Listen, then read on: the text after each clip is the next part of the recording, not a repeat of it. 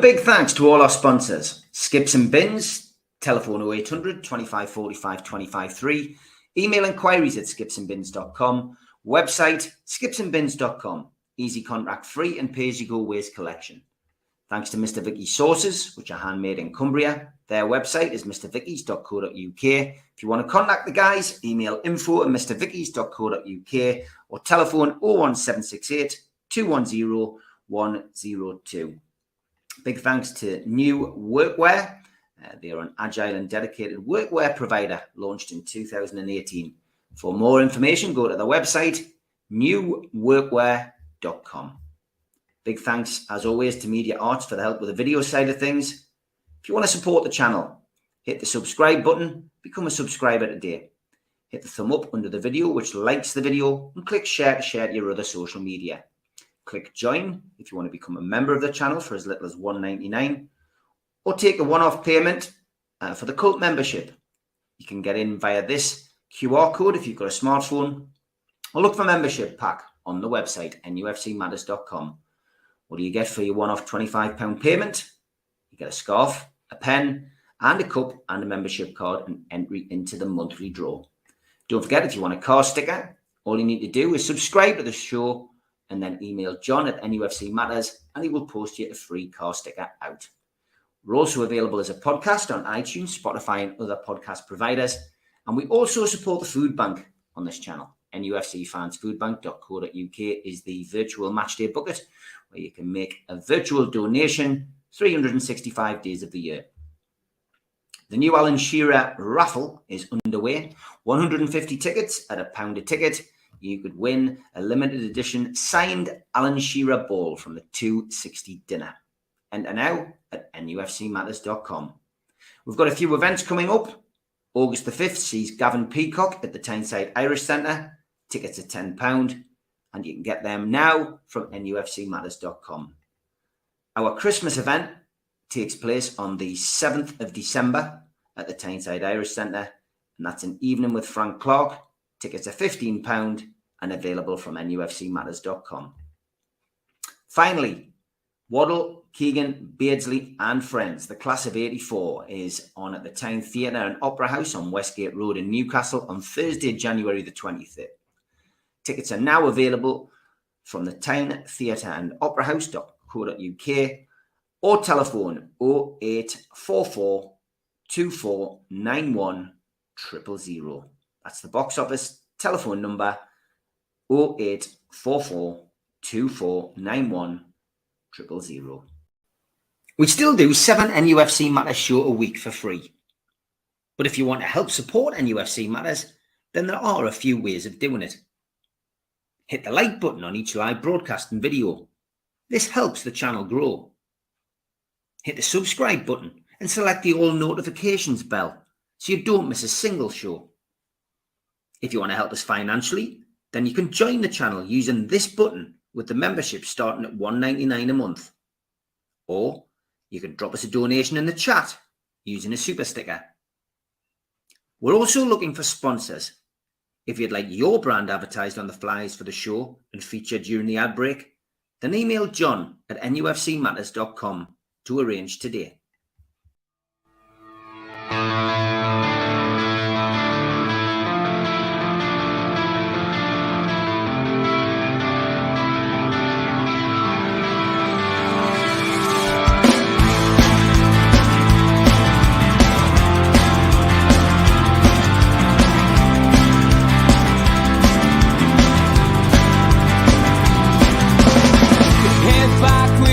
Attack. It feels like I've been talking to myself again, but it's the only way you're ever gonna learn. You look back and it's all in the past. I'm dwelling on the thoughts I cannot say to you. If I don't say the words, then maybe it's not true.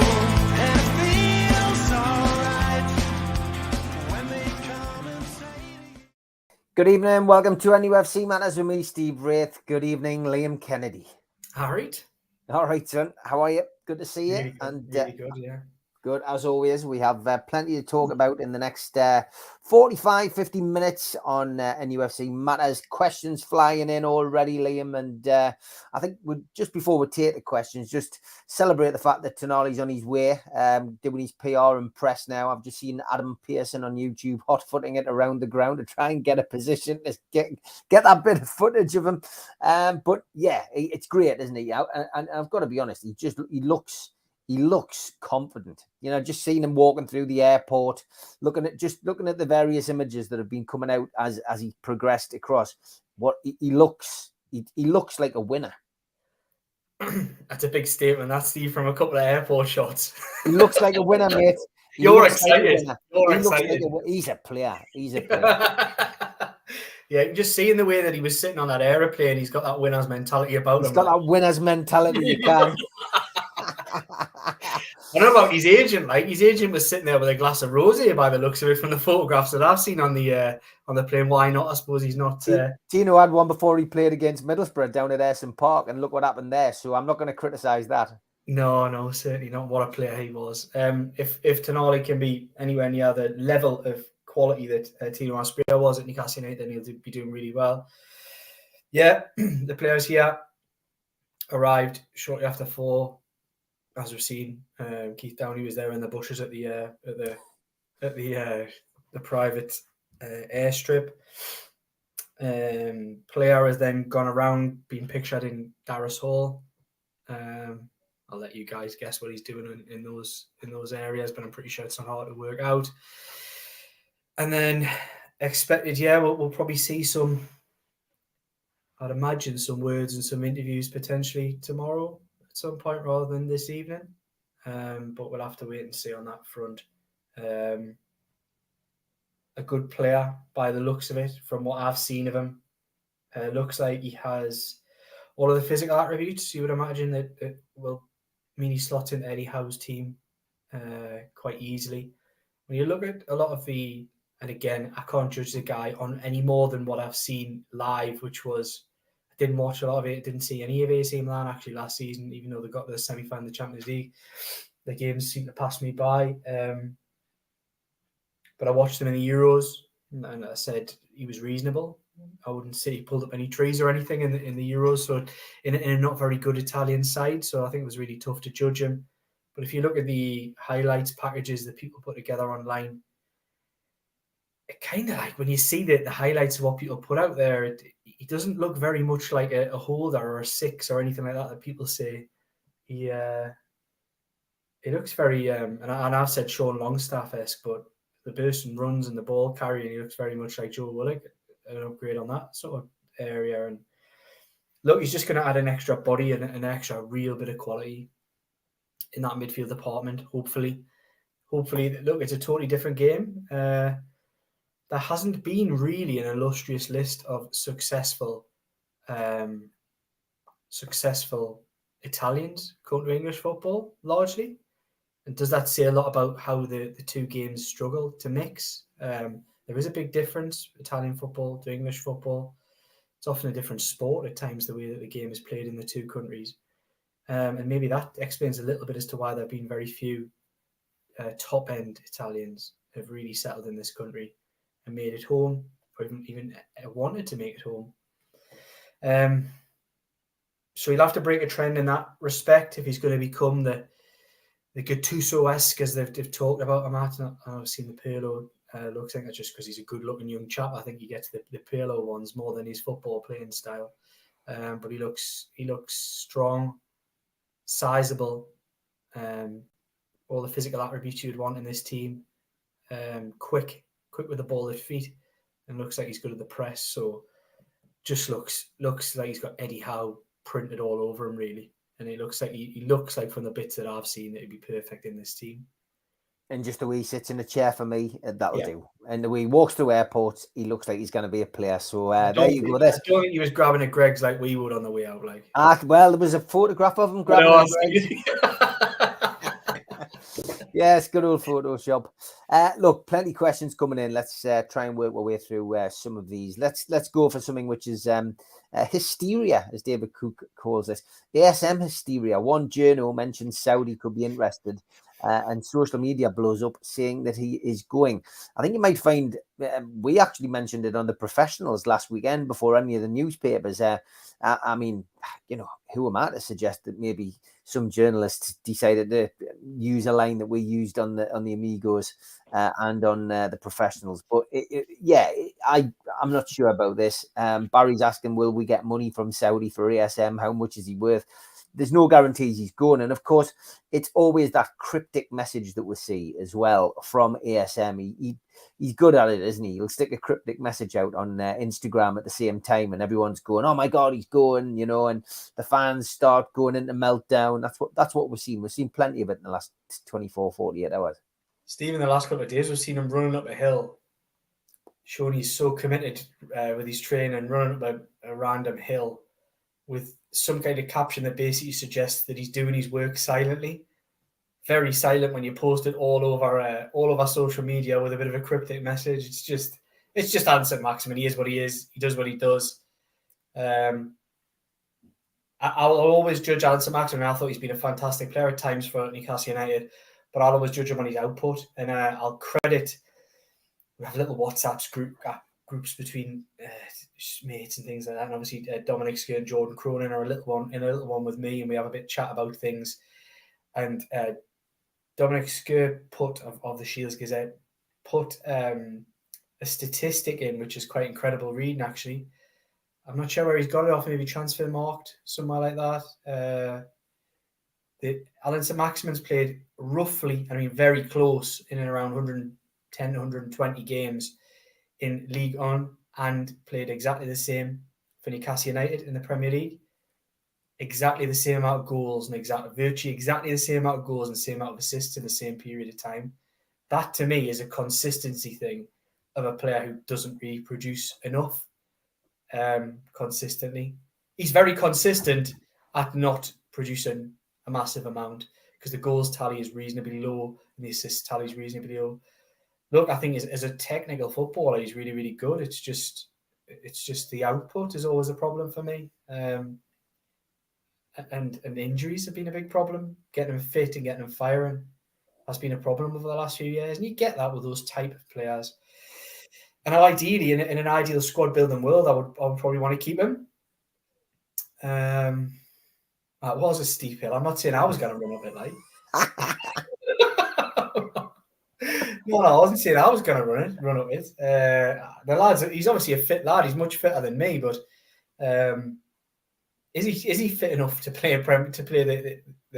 is his body fit enough to play with the rigors of Premier League football week in, week out, and Champions League football? Like I said, if I'm a squad builder and I want to keep good players in good positions, I would rather keep Allan Saint-Maximin. But we'll wait and see. To be honest, he got a goal at Wolves. You got a goal at St James's, Liam, as well. So I think you're putting yourself down, mate. Yeah, I think my technique's slightly better than his as well. Yours was a blammer. I'm sure that top corner, his was bottom corner. So I'm taking the credit on that one, Steve. I'm sure they said no blammers as well, Liam. James 24s says, question: Leverkusen have just signed Hoffman from Gladbach. Where is Diaby going this summer? I'll be brutally honest with you, James. You sound like more of a Bundesliga expert than me, so I genuinely can't connect those dots. Unfortunately, no idea. I think Diaby, as of the start of the summer, was very much seen as a too expensive category. Yeah, these things, like I said, like I always say with these things, like Alexander Isak was never going to. There was no chance Alexander Isak was going to sign this time last year. And what happened by the end of the window? So you never rule any of these things out ever. But he was seen as a very, very expensive option, and I just don't think they're going to do that. Not when they still want to add at least another 2 or 3. Yeah, I've got to say I agree with you, mate. I see one of our resident Liverpool fans is in, having a little chat. He says, we'll take more than Tonali to stay in the top 5. Klopp is cooking again. He's also got a new T-shirt out, Mr. Ice, and it is this one, if you can see it. If I just get the banner off there, you'll be able to see it. Jurgen Klopp's new range of clothing. I may be wrong, but it's highly unlikely. Thanks to Stephen Kennedy for sending us that one. Okay, let's get on to the questions. Yeah, and congratulations to England under 21s getting into the final. So that's great news for Anthony Gordon, who has played his part. And John is promoting already lots of Tonali t-shirts, NUFCmatters.com. Thanks for that, John. Okay, evening both. Good evening, John. He says, news reporting Premiership have just signed off the front of shirt sponsor. Surely not. Reason for delay on the other sponsors? What are the sponsors? Imagine we're going to get one for the training stuff, etc. I think a lot of people expect more sponsors to come. Yeah, it might be. I mean, there's been talk of the talk has been of multiple, but I don't know any detail on it. Talk has been of multiple sponsors coming in. I think we've already seen 2 significant deals, one renewed and one signed this summer. I think next summer will be a big one on that front as well, with regards to some other ones. But yeah, I think there's some big announcements to come at Newcastle United. I'm just not certain it's definitely going to be huge sponsors, but it could well be, and hopefully it is, because it makes a big difference. The Premier League signing off, so the Premier League can, obviously it's within a football club's remit to announce these things. It's entirely up to them when they do it, but the deals can be reduced by the Premier League if they see them being out of range of what they see as. I actually still think 25 million. I think they could have gone more. I do think they could have gone more. I know it's relative, and I've talked on here about saying it's steps, and it is a huge step in the right direction.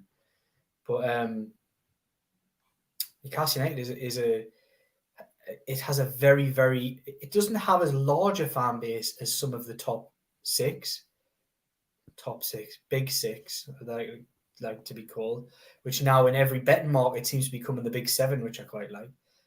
Soon to be big 6 again, hopefully when Tottenham implode. I think they could have probably squeezed it more because there is a very loyal following. Newcastle United have always had some of the biggest crowds, always been some of the most exposed on TV, used by Sky Sports, etc. And will now be on a much bigger platform in the Champions League and being across the world in various platforms, European football, as well as the domestic competitions. So, yeah, I think they probably could have squeezed a bit more, but they know what they're doing. And I think in time we'll progressively see that stepped up. Understanding it sounds like it's around a 3-year deal. So that shows to you that in 3 years' time, I think you'll probably see that figure might well even double. Okay, Mr. Ice, thank you very much. He says, fair play, you can take a joke. We've got to, mate. We had Mike Ashley at the club for 14 years. That was the biggest joke of all.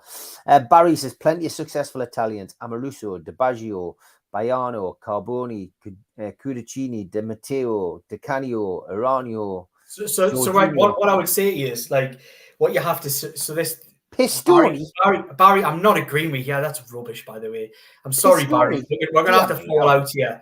So if you ask yourself, who's the best Italian to play in English football, right?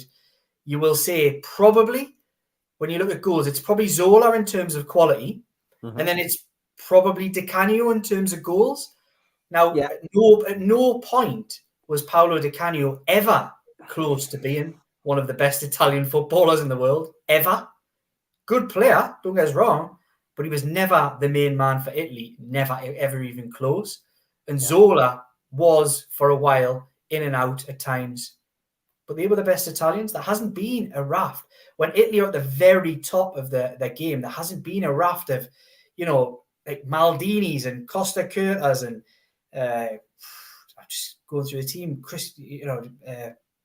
loads of them. I'm losing them, yes. But there hasn't really been that many, has there? There's been some good ones. I mean, Di Matteo was a solid... Cannavaro was the best Italian defender around. Never played in England. You look at France, for example, the best French footballers that have been mostly migrate to England. Hasn't always been the case with Italians. That's kind of what I'm getting at. Zola would be the best of the bunch, really. He was an Italian Peter Beardsley. Yeah, an excellent. He's a little maestro. He really was. Vialli was good. Yeah, Vialli was good. Another one who stood out. He was okay. Ravanelli at Borough had a pretty good, had a pretty good run as well. Look, it's always open to debate, but there has been some. I think there's been more than, I think selective memory for some people, there's been more than there has been. Spenny, good evening. He says, question by Liam, are there any dots being lined up for any player at the moment? Stu Penman keeps thinking that we might have one in by the weekend. So I've kind of had some messages from people saying, what's the big announcement, another big announcement, and I had some people throw some random rumours at us, none from any reputable sources. But the reputable ones aren't really saying much that concurs with the kind of rumours that are circling at the moment. So I think it'll have to be a watch and wait on that one.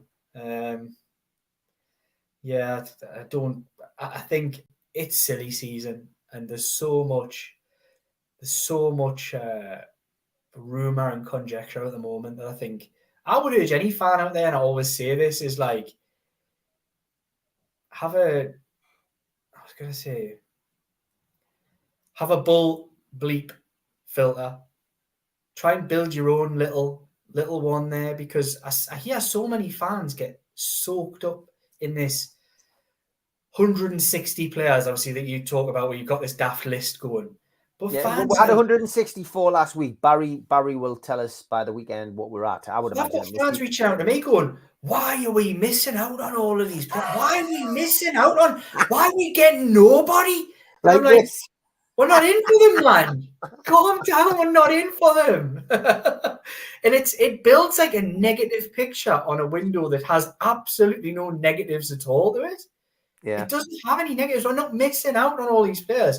Fact is, Newcastle United have a list of players, and there are some that they would have signed. Madison, Szoboszlai, both two players that they really would have liked to bring in. Szoboszlai, when Liverpool sniffed around, it kind of became a bit of a done deal. Which Newcastle United weren't willing to go to. Madison, as I said on here previously, the fact that Spurs ballsed up their season so much at the back end last season opened the door wider for Newcastle United, who'd worked on that deal for a while. But the player never really wanted to come to Newcastle. It was always his second option. Yeah. So you could say, oh, they're missing out on all these players. But not really. They're not. They've went and gone big for a big player, and they went and got him. And they're probably going to have to do a little bit of scrabbling about for the rest of it. But it doesn't mean they're missing out on players. But I do feel like this silly season, this transfer rumours rubbish, like the constant all the time. And at Newcastle World and Shields Gazette, we report on all of that. We report on all of the rumours that are there. We source them as everybody else does. But just be careful. Like, don't get soaked up into this. Like, as soon as you say, I see it on social media, Facebook normally. So you'll see fans go on and they'll be like, as soon as a player's linked, like Barella was the one, all of a sudden you start seeing people writing their 11s, and it's like, oh, look, my 11 next season, Barella and Bruno and Joe Linton's my midfield. And it's like, just stop, man. Take a step. Let it be. We ain't going to sign everybody that we'll get linked with. And we're not missing out on them. Deals happen, deals don't happen for various reasons. There's so many moving parts in this. It can be on the player's behalf, the club's behalf, intermediaries, family. It can be anything that makes a difference to a deal. It can be fees, can be wages, can be actual transfer cost, budgets. There's so many moving parts, so many personality. It can be meetings take place. I don't like them. We're not going to sign for them. I like him. I'll sign for him.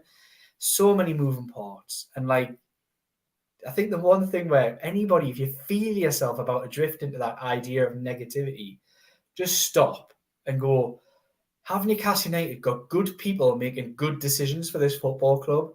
And ask yourself that question every time you're going to go, I'm not happy with this. We've missed out on the 74th player in 3 weeks. Why we're doing that? Dan Ashworth's rubbish. He never gets any deals done.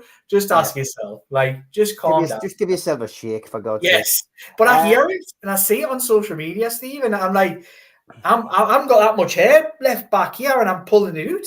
And I see it. Salem, good evening. Says to Newcastle fans, getting used to this type, value and high level of players from now on. Forget the Ashley era and below average players over the coming years. We will be champions. Thank you for your comment as usual. When Spurs offer £50,000 more a week and he prefers London, only one way it goes. Councillor Spenny says, totally agree. Players have been scouted and leaked. No bids have gone in yet, as I know, or anyone does. It's silly season for the press to report about football because there's nothing to report, but we should all be used to it by now. We shouldn't judge current players on past players' exploits, Italian ones especially.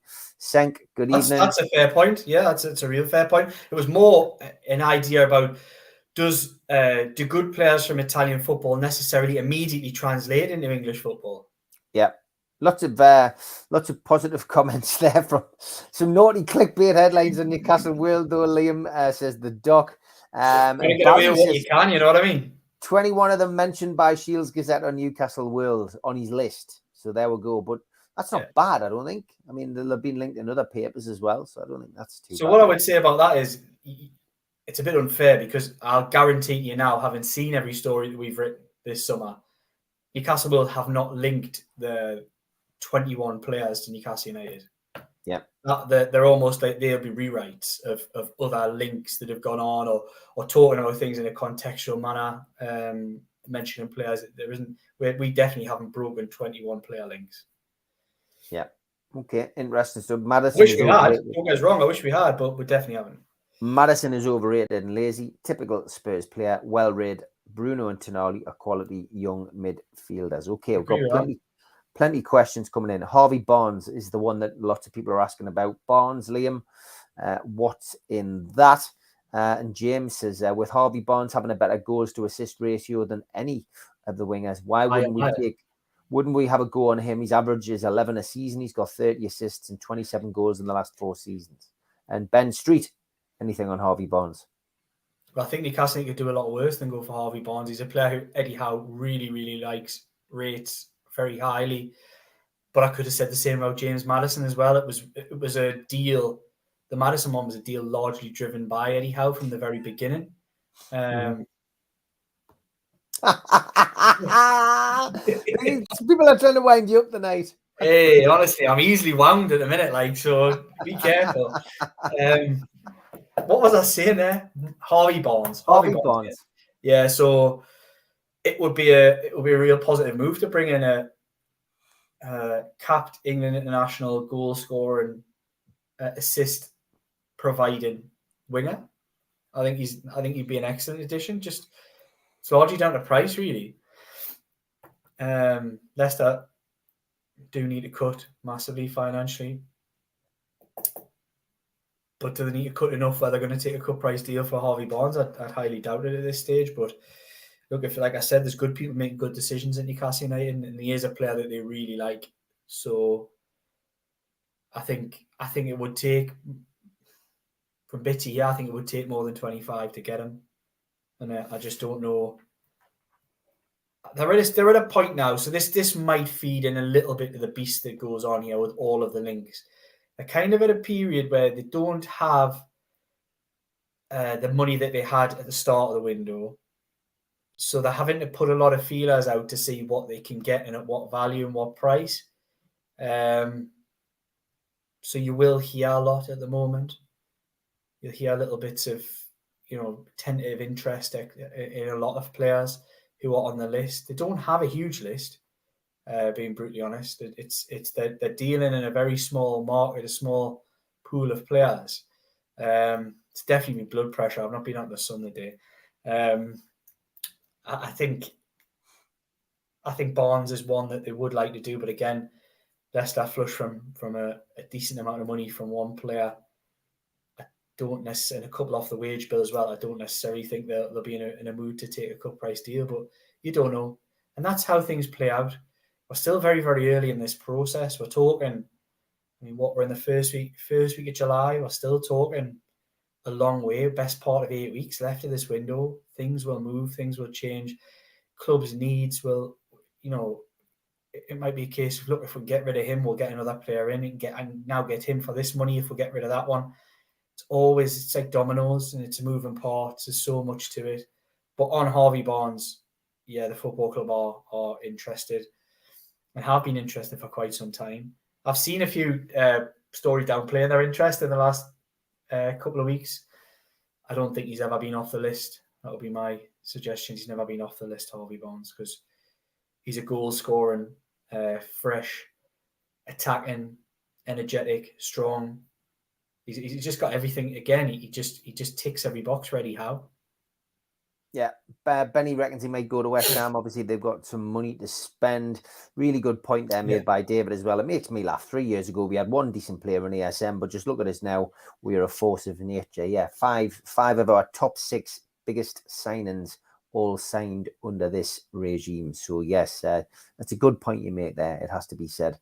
Yes, David, as well, we have taken on another important person behind the scenes, an international scout from Brentford. So that's good. More questions coming in though. And now Ryan says, question by Liam, is there anything in the links to move for Calvin Phillips or Conor Gallagher? So again, when we talk about lists of players that Newcastle United are interested in, they are in the conversations for the likes of Calvin Phillips and Conor Gallagher. I did see the story where it was talking about loan deals. So you talk about West Ham having money. I think what I would say about those two players, there's enough clubs interested in those two players to mean that a loan deal probably won't happen. So I think it's wishful thinking with regards to think alone that they're more likely to be kept or sold than loaned. So what I would say is when you assess that story, is that a loan deal at this point is probably the least likely of all options for those two players. Both of whom would command a quite significant fee. You're talking probably in the region of 30 plus for Gallagher. Probably similar-ish for Calvin Phillips. And like you say, there are certain clubs in the country, but one particularly awash with Declan Rice cash, a lot of which was paid up front. Then I think West Ham will probably be one of the biggest spenders this summer in that regard, and be looking for midfield reinforcement. So if West Ham's willing to pay 35 for Calvin Phillips, I don't think Man City are going to loan him to Newcastle United as a favour. So I think look, and again, this is another thing. Stuff could move on. You could get to the end of windows and loans could become a possibility. Loans with obligations is something that Newcastle United are going to probably have to look to use quite cleverly this summer. I think that might come into it. It may be a case of you sign somebody with a loan with a slightly higher guaranteed fee, but just a little bit further down the line with a reasonable loan fee paid up front. There are ways and means to do that. You see that a lot, funnily enough, in Italian football. So that could be a way that they go down. But in the general idea of a loan deal, I would suspect there'll be sales or decisions made on keeping those players mentioned before that would be on a traditional loan. Yeah, Phillips has said he wants to fight for a place at City, and now Mount has left. I think Gallagher will fancy his chances at Chelsea. Mark says, when is everyone back for pre-season? Also, any hints on the sponsorship and weekend of football you mentioned a few weeks ago? No, I haven't actually had any definitive update on the tournament idea, the sponsored tournament idea. They're like, do they do one at Arsenal? Is it like Emirates Cup or do they do something like that? Or there's something. The essence is that they'll do something like that at St James's Park in the final weekend of pre-season. That's yet to be confirmed, yet to be announced. I would expect something very soon on that, if it's happening or not. Like I say, as of the last time I checked up on that was when I mentioned it on here, which would have been sometime May, end of May. And the suggestion then that was going to be a French team, some potential talk with Lyon, possibly even a Saudi team coming over. But there could have been some cross wires in that one because we know that there are a few Saudi teams coming over in the next couple of months, just for different and varying reasons. What was the first question, Steve? Pre-season. Pre-season, yeah. I think the players are back on Friday. I think.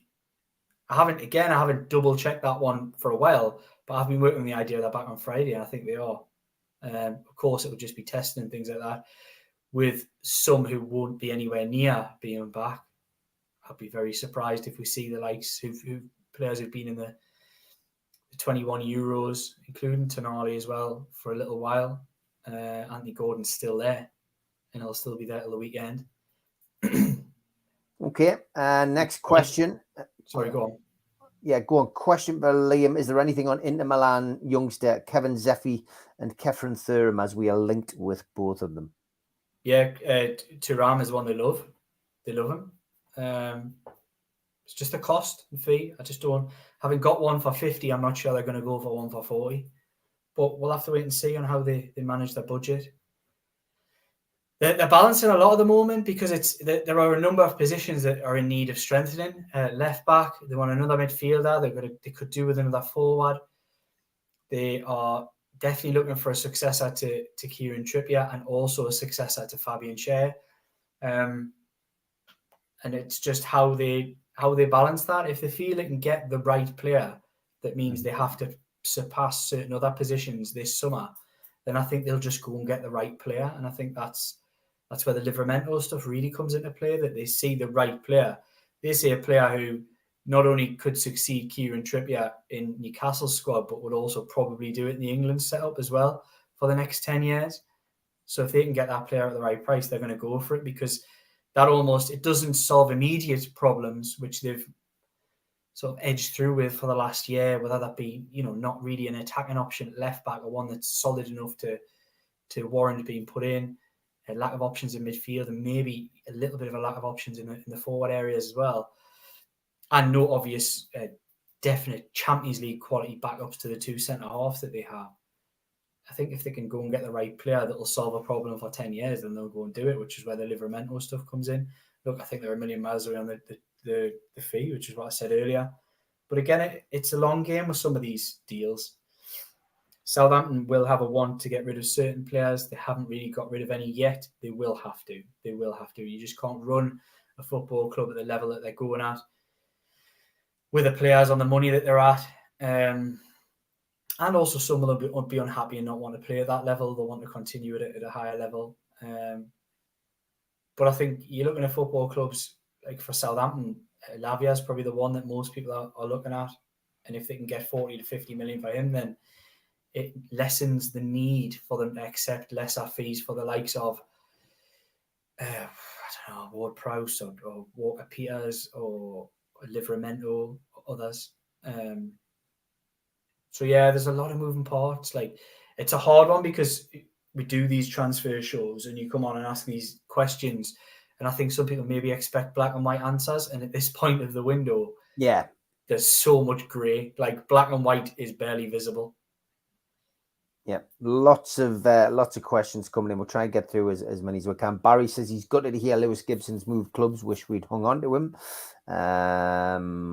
Evening, Stephen Liam. Would you rather 2 more elite signings at left back and right wing, or 4 midfield or 4 mid-range squad players with potential? Good question, Dean. I'd rather an elite sign at left back and right wing. Okay. Have you heard anything on outgoings at all? Says Stephen Anderson. A couple of people asking that. Not much has really changed from what my understanding was. I think we spoke about it last week or the week previous. Jamal Lewis, Javier Manquillo, not really understood to have any future at the club. Question marks about Emil Kraft, but obviously, of course, he's still on the recovery trail at present. Still question marks over Karius, Darlo, Dubravka. Trying to think of the rest of the squad. Allan Saint-Maximin is not definitively going to stay. There's not much else, actually. Thinking about it. Yeah, I think that's about it, Steve. And Ryan Fraser, of course, is one that they're desperately trying to get rid of. Okay, we've done a pre-record for not the professionals. Geordie's here, Geordie's there at the weekend. I asked the lads, once Tonali finds his feet and ends up in the team, what would your midfield 3 be? So Kevin's asking that question.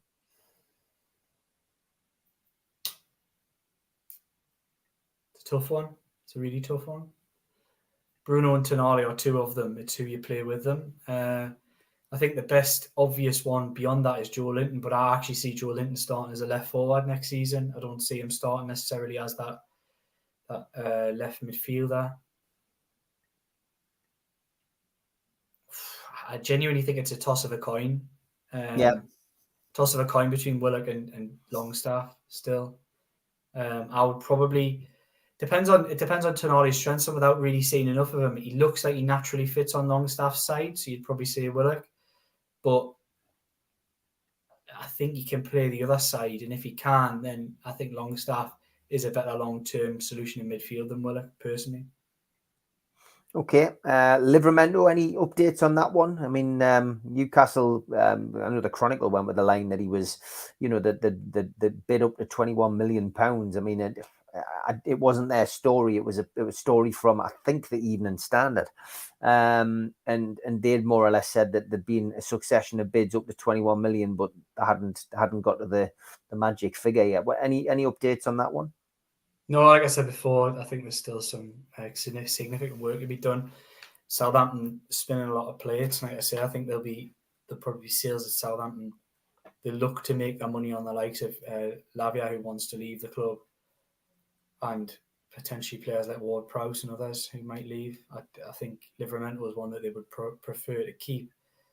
Just depends on his own ambitions, whether he wants to stay there or not, and whether they can even get close to agreeing. Because all that talk,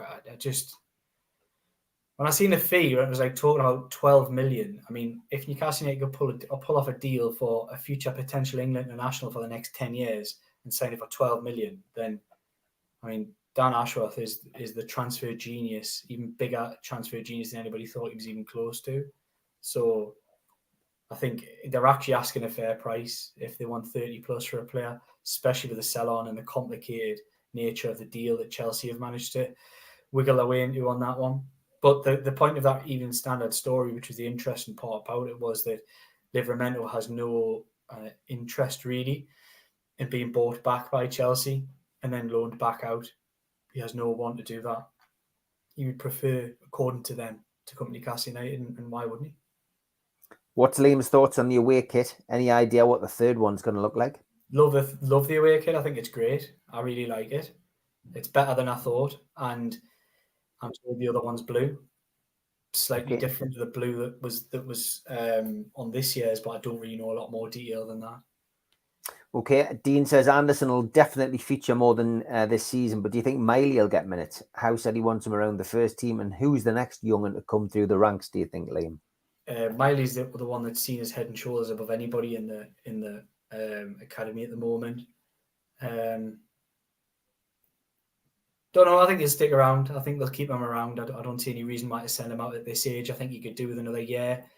He's only 17, going on 18. If he's not already 18, I'm not sure in his exact age. Anderson will play a part, and I think if you were to get rid of someone like Allan Saint-Maximin, I think you've got different kinds of players, but you've automatically already got two players who play that role really, really well in Anderson and Joe Linton, with Isak who can do it if needed. I don't really think that you need a direct replacement for Allan Saint-Maximin, but you let him go. And I think an Allan Saint-Maximin in and out, injured, used, not used, I think almost does hold back Elliot Anderson a little bit. And I think it's a big moment in Elliot Anderson's career. I think he's a really, really good player who's got a good future at this football club. Right attitude.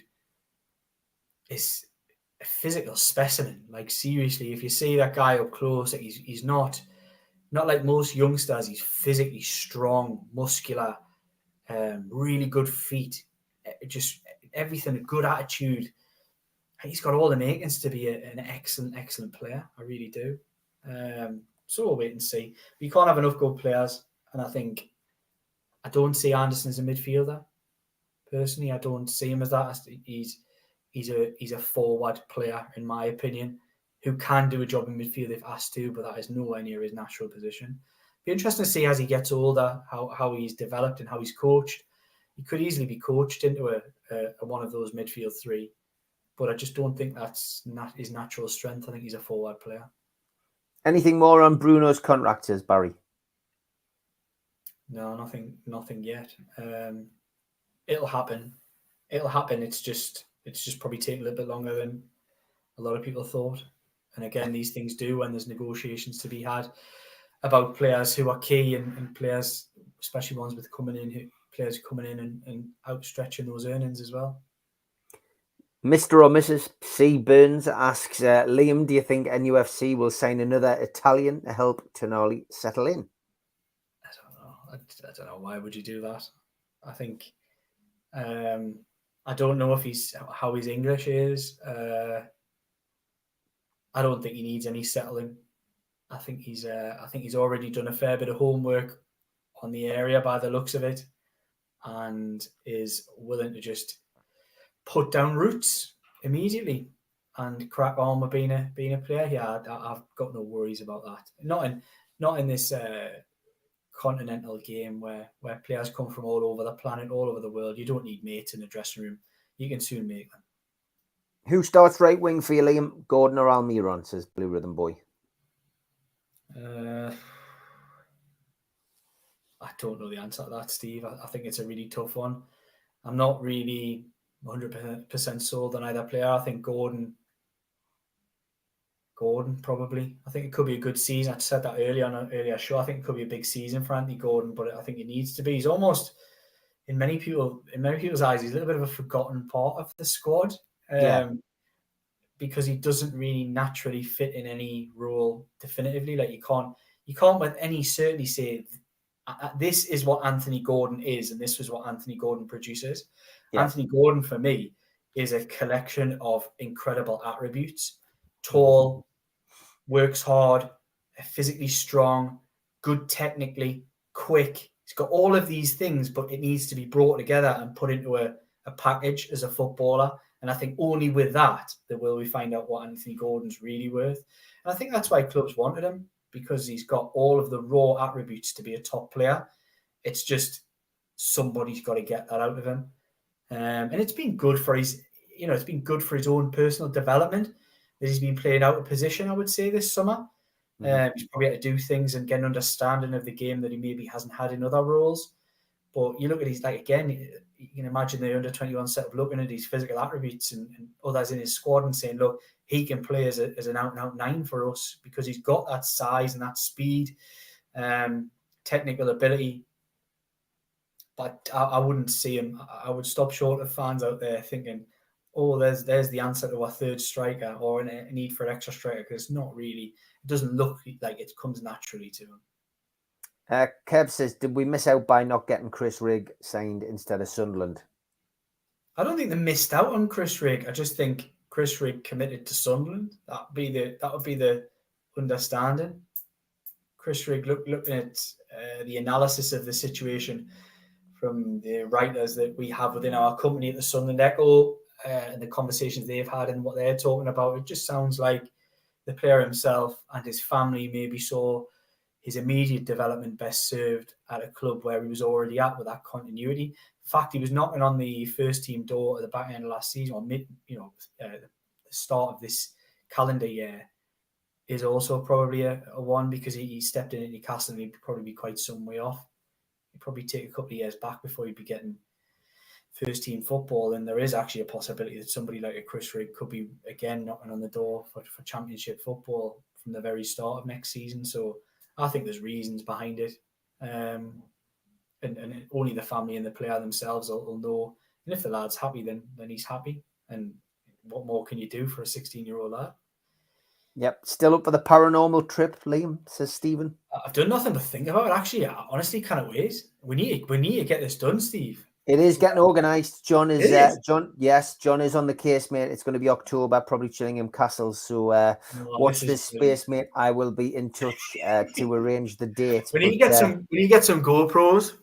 Yes, we're definitely going to have to. And head cams and that. We need to be on that. Like, it'll be a laugh, mate. It'll be a laugh. As I said, slightly shorter show tonight. I've got a couple of things to do, but at least we've managed to get through most of those questions, as always, to appease the fan base. And we never lead you up the garden path on this program. We always give you honest answers as best we can. But don't forget, if you want to find out news hot off the press, then please go to Newcastle World, scan and sign up for the free Newcastle United newsletters. If you've got a smartphone, get your you can get the phone over the top of the QR code there, and you can find it. But you can find the lads on Newcastle World on Twitter as well. And don't forget, the lads will be together on the 11th of August. It's a 7 o'clock kickoff. Tickets are a £5 from NUFCmatters.com. And you can join Liam with Jordan Cronin and Dominic Sker. Should be a cracking night, the night before the big kickoff. But Liam, as always, mate, great to see you. Look forward to catching up with you and having some more transfer updates next week. Take care, pal. Cheers.